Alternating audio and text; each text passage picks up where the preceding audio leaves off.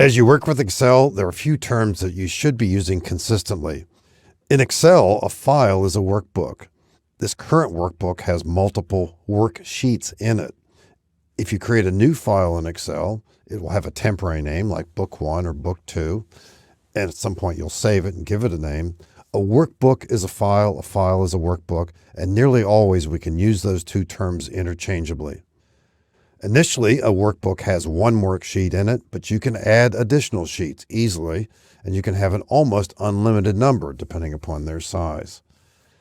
Every worksheet has exactly the same number of cells as these rectangular areas here, and every worksheet has columns and rows, and let's never use the two terms interchangeably. We know what columns look like in a building. They're vertical. They hold up the building.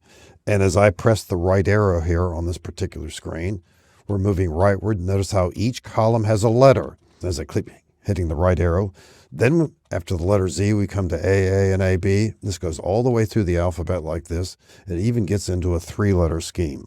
And if I wanted to come to the very last column to the right, and typically I almost never want to do this, but I'll hold down the Control key right now and press the right arrow key. That's the very last column, over 16,000 columns. If we want to go back to the upper left-hand corners or working with Excel, we press Control Home. Hold down the Control key, press the Home key. On most larger keyboards, that's just to the right of the main keyboard. As we move down a worksheet, we see different row numbers here. Now, I could be pressing this for a long time. I'll do the same thing I did as I moved rightward. I'll be holding down the Control key. Every one of these rows has a different number. Control down arrow. And there's the last one. That's over 1 million rows. And by the way, a bit of trivia here. That's 2 to the 20th power. The number of columns was 2 to the 16th power. How do we get back to the upper left corner? Control Home. And every one of these locations has a name. It's based on its column and row. This is in column B, row 3. Therefore, it's cell B3. And if there's any doubt, we see that in the upper left-hand corner. And you need to keep track of these as you work with formulas. All worksheets have the same layout.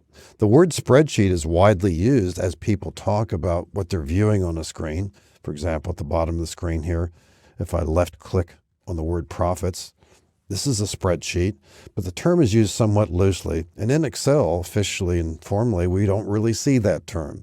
It's usually a description of a financial type worksheet, something like this possibly, or the one to the right, which is much bigger, a sea of numbers perhaps.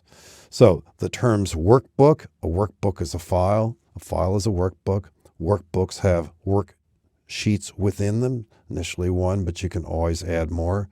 Those are the terms we want to use consistently, and all worksheets have the same number of rows, same number of columns. Just a few thoughts about the terms we use consistently as we work with Excel.